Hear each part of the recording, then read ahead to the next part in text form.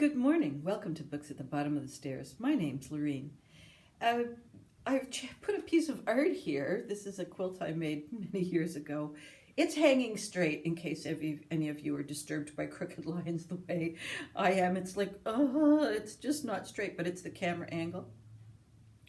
The OCD-ness can all just settle down. Well, I had a couple of things I wanted to talk to you about, and I just couldn't make up my mind, and I thought, why not just do both, Lorene? It's your channel. So I have a couple of things I'm really excited about, and something that's really a challenge for all of us. So the things I'm really excited about. This book has recently, I believe, won the Newbery for probably 2023, right? No, yeah. Yes, that's right, 2023 probably. I'll look it up maybe. It's just the most beautiful book. And I really love foxes, and I thought this was a fox. However, it's a dog. And the title of the book is The Eyes and the Impossible by Dave Eggers, Eggers. Now, it is actually wood. I'm not kidding you, it's wood. Well, or a really good wood laminate. Anyways, it's got this kind of wood carving in it, and then you open it up, and there's these gorgeous, gorgeous end papers. And it's the same end papers on this side of the book as well. Same illustration. But yeah, so that's why it looks like a wood, right? I don't see any lamination signs. And it has got the deckled edges, and I've started to read it, but well, in terms of the font it's a lovely size. It's very easy to read. This is definitely geared to middle readers, and it is a lovely story so far. It's about a dog named Eyes, and he has been born in a park, and his siblings have either been trapped and gone on to the SPCA, or they have found a home in a different kind of a way, or just run off. Anyways, he stayed in the park, and he's on his own, and he's got to forage for food, and he comes across all these different beings in like an owl, or for instance. Anyways, he speaks to all these different creatures and trees and so forth. Well, one of the fun things about this book is that as I'm reading it, they're kind of glued together, so you get that lovely little kind of, it's not going to do it. You get that fun little click as the page opens for the first time ever. It's like being an explorer on the great wilderness or something. You're the first one to ever turn the page. So this is my favorite illustration. There. And that's the beautiful dog. And he looks like he's sort of a husky collie mix. Isn't he gorgeous? I haven't read very much. I'm only about 20 pages in, and I bought this for myself for Christmas. So I bought this back in August, gave it to Steve to give me for Christmas, opened it up and said, my God, that's a gorgeous book. Where did you find that? I completely forgot that I had bought it for myself. And I want to give myself a couple of days to just enjoy this book. I don't want to race through it because I want to enjoy those clicks. So I'm kind of waiting for a couple of days where I don't have other things happening. But so far so good. And if it has won the Newbery, like I think it has, then that's just all the stars are in. I think in all the years that I have read the Newberries, I'm not 100% caught up to date. I think I'm missing a few decades. No, not decades, thank God. I'm missing a few years, but so far I think I've only come across one that I thought, why did that win? But I don't even remember what it was. Well, the other thing that happened that was super exciting is that Steve and I went to Wolfville a few weeks back, and we went into a used bookstore, and there was a book on the shelves, and I pulled it down, and I thought, it's too expensive. No, I can't do it. And, I forgot something. I'll be right back. Ka-ching! That took a little bit longer than I thought. So, just as a bit of a spoiler, all over for this. This is my set of Anne of Green Gables. I probably got it had to have been in the 60s, because I remember reading it in grade school. And this is I guess the movie cover at the time, or maybe, was it a movie? Or was it on a play at PEI? I don't remember. It's the best musical from 1969. Anyways, I can't get them out anymore. They have all split, and maybe I've even shown you guys this, but this is so beloved that I just don't even want to take a chance on opening it up. So when we were at this bookstore, I pulled down this book, and I thought it was green. Anyhow, it was really expensive. Like, to me, it's really expensive, and it's signed inside by Judith Carolyn Roop, perhaps, or Loop. So I guess that was the owner of this book, and it was published in. Reading through the information, it looks like it was reprinted in 1948. I think it was originally 1908. So 40 years after original publication. So 48, that makes 60, 70, 80, well, close to 90 years old book. And it's in pretty good shape. It's a little bit aged, but I was a little choking on the price. And then I thought to myself, how long have you been thinking about this, Lorraine? And I had been thinking about just going to, the local bookstore and buying whatever the current copy was, and just paperback. And I think when this book had an anniversary, oh gosh, I guess it must have had a 75th anniversary or something like that. And I ordered from whoever the publisher was at the time this really glorious book, and it was so full of errors, I don't even have it anymore.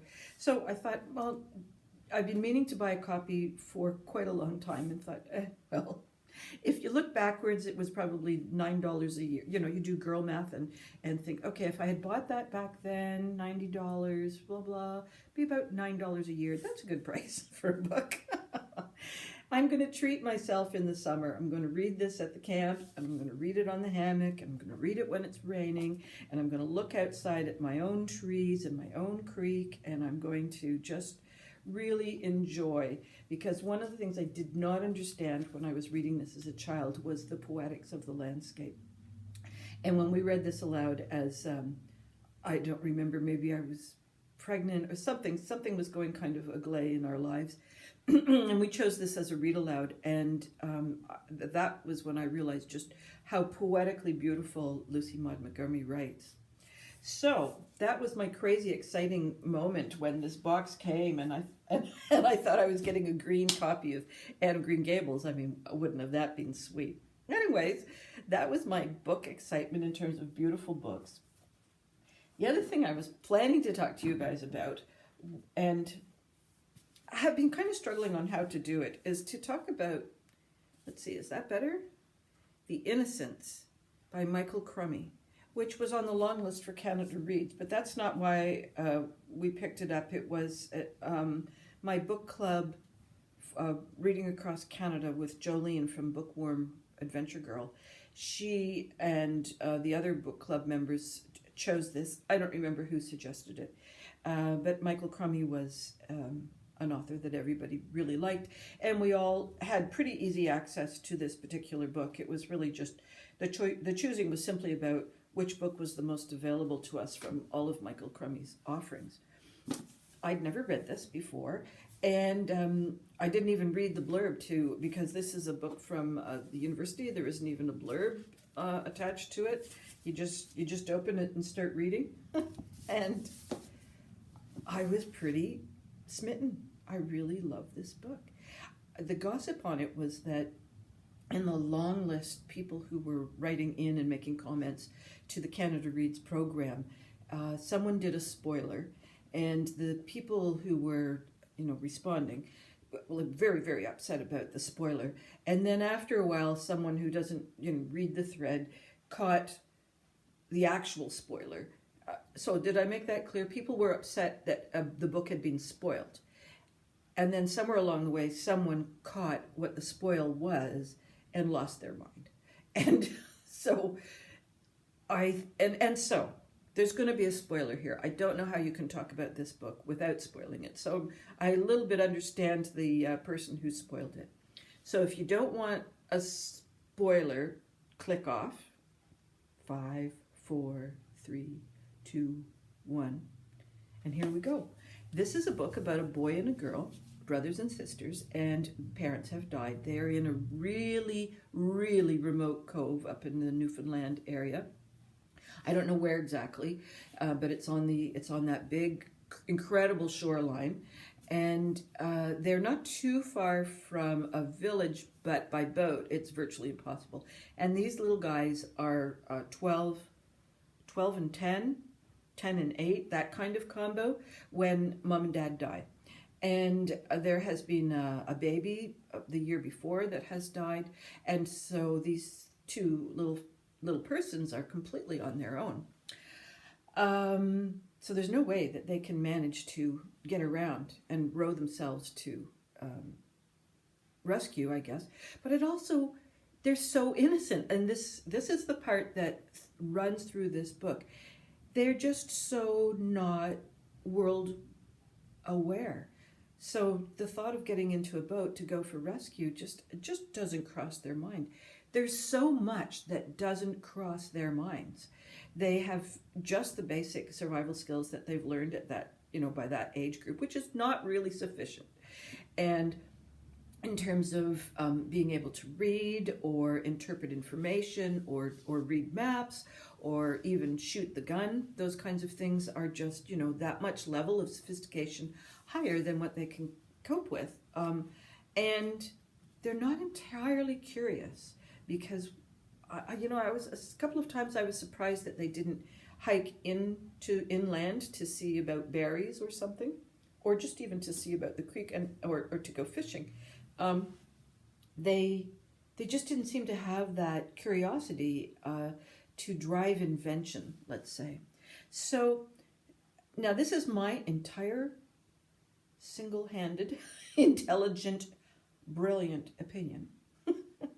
I think what we're exploring here is Eden, in a way.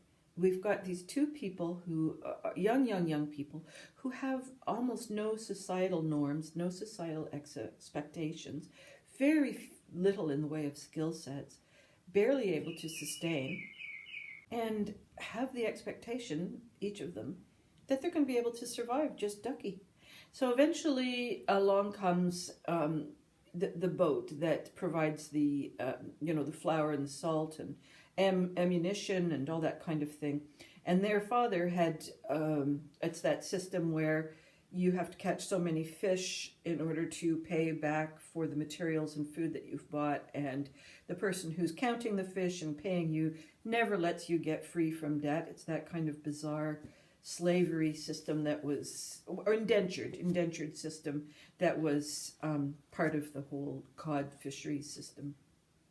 So they don't know anything about that, and the young boy convinces the I guess you would call him the burger. He's kind of the manager of the whole system for that part of the shoreline, that give them the winter, they'll be able to do it.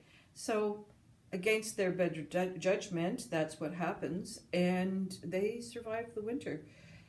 But that's not the spoiler that everybody's so upset about. These children are prepubescent, and eventually, as the years go by, hormones kick in. And the hormones kick in. So I don't want to give everything away, but the hormones kick in. So they don't know what's happening. They don't understand what's happening to their bodies. They are just like completely confused, dealing with things in a way that I'm sure society wouldn't approve of, but they've got no one around them. They don't even have the birds and the bees to tell them what's going on. They just are floundering, and they continue to survive. As time goes by, there are one or two events that come up, like ships that come in, and so there's a bit more interaction with the world. There's a bit more in the way of survival skills. They're learning to fish or what have you. So there eventually are some kinds of adult top-down information delivered to the kids, but they're still left on their own.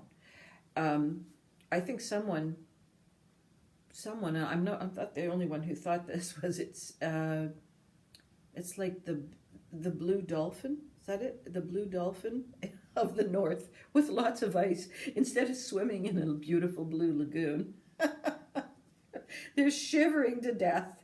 Oh my goodness, why am I laughing? Because in a way it was so beautiful. In the space of all this poverty and barely sustaining themselves, there's joy, there's beauty. The landscape is stunning. The innocence of these two kids is like really, really pure. And what is so lovely about it is the lack of guilt. And why would they feel guilty if they have no information? And so what you end up with is like a pure societal opportunity. Could society behave this way? Could we erase all of the things that drive us down into despair and judgment and resentment and bitterness? If you know nothing about what is the appropriate sexual gender or appropriate mating or anything. I mean, we all want our penicillin, but you know what I'm saying? It's like, could we, if it was possible, could that kind of innocence come back into our way of being that lets other people be? So that's why I loved this book. I realize that there are a couple of problematic themes, but they're problematic in a sense that we don't feel comfortable with them. We've got this kind of icky feeling about them, and there's a good reason for that, but it prevents us from actually exploring it. It's a moray that we have that makes an awful lot of sense, but in certain situations, do we condemn because someone doesn't know? And I think that applies to a lot of things in the world, you know. It's like if someone doesn't know, for instance, let's just go in the world of tattoos. If someone doesn't know that using a needle repeatedly across bodies can transmit disease, can you blame them for that? Like, that's a silly silly analogy, but do you see what I'm saying? It's like, why does there have to be blame attached to unknowingness, or in this case, innocence? So I loved this book. I think it was totally worth it. I can see why the person who suggested it decided not to defend it for the Canada Reads. I think that they would have been completely, what's that word, like tied to the stake if they brought forth a book that had to do with the raging hormones of these two young adolescents that is very thoroughly explored in this book. I can see that the other judges would just not be able to let go of it, and that society as a whole would just go, I'm not going to read that book, it's about blah, blah, blah. No, you need to read this book because it's more than blah, blah, blah. It is all the deeper nuances of what a world looks like without judgment. So 3 beautiful books, each in their own way.